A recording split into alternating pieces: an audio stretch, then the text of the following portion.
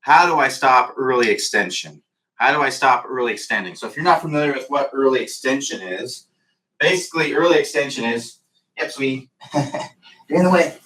Early extension is where our hips move toward the ball at any point in the swing, or at any point in the swing into impact. So if in the backswing, I'm going like that, that's early extension. If in the downswing, I'm like this, but then I go like that, that's early extension. Sometimes people do both. Sometimes people go up a little bit, and then the downswing, they'll go even more. We want extension in the swing. We just want it to happen at the right time. So as we're going through impact, as we've already kind of sat down with our kind of squat move here in the downswing, we want to have that extension like that. Like we're extending, right? But we don't want to be extending where we're going like this. This is what I see in a lot of amateur players. So how can we stop this? What is the main reason for this? So there could be several reasons why you might be early extending, but there's two main ones that I see. One is from coming down steep in transition.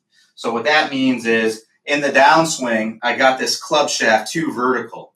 So if that shaft is too vertical in the downswing, I'm going to need to make a compensation to get that club to drop back down from the inside. So that most people's natural inclination is going to be to kind of stand up because that raises the handle. If I put my finger right here and I raise the handle, what does that do to the club head? It drops that club head from the inside. Now I can swing on plane.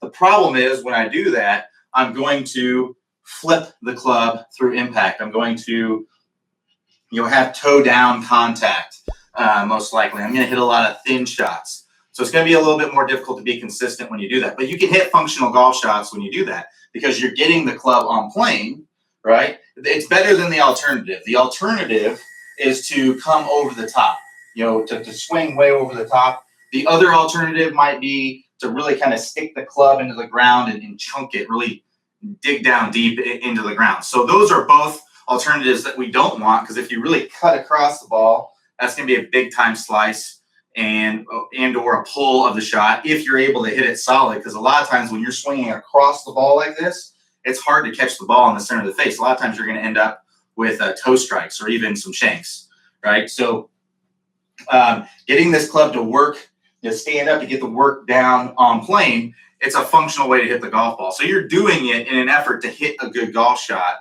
but it's just not what we see the best players do.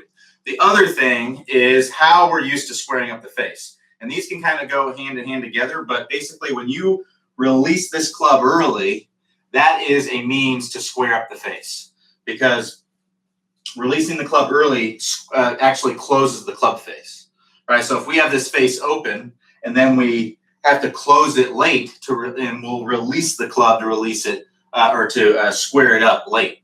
That's typically what happens, when we get that early release, is we're trying to square up the face. So what we want to do there is we want to get that club face squaring earlier here in the transition and the start of the downswing. So that way we can continue to rotate and stay in our posture and be able to release this club out in front. We'll already have this face square, so we can release it. We don't have to release it early to square it up. We can release it out in here, and the face will be square right here. So what is the thing that's going to really help you the most with your early extension?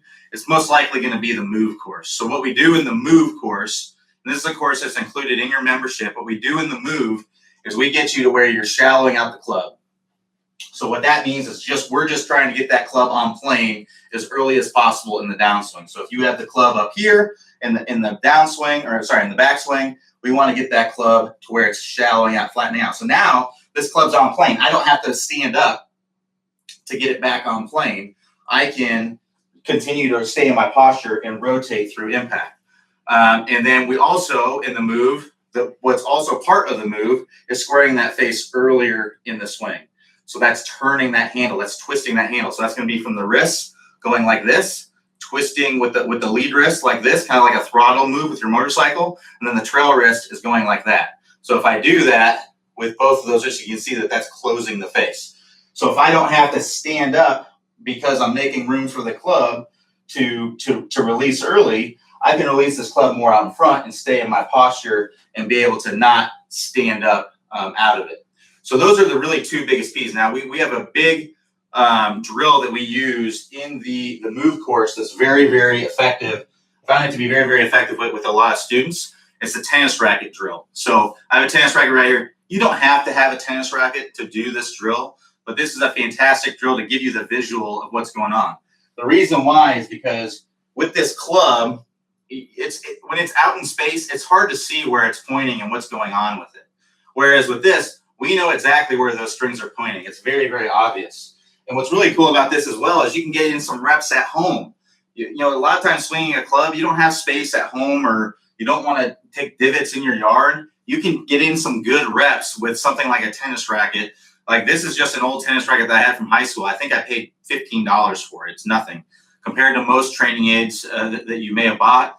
It's probably pretty cheap, right? So this is a great training aid to work on this with.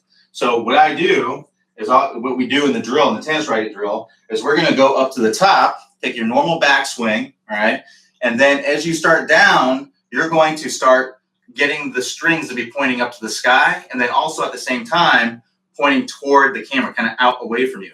And that's that turning the handle feeling that I was telling you about. So from this angle, it would look like this, right? And I would really, really exaggerate it as much as you can. Really, really exaggerate that.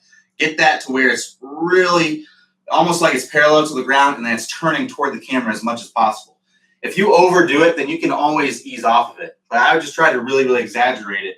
When you work through the move course, we want you to start hitting some hooks that start to the right and curve to the left if you're right-handed. We want to see that because eventually you're just going to need to ease off of that. It's going to be so much easier to do that than to try to little by little shallow out the club just a little bit more, just a little bit more, just a little more. It's way faster. You're going to see much faster improvement if you really, really exaggerate, get this really, really parallel and turn down as much as you possibly can.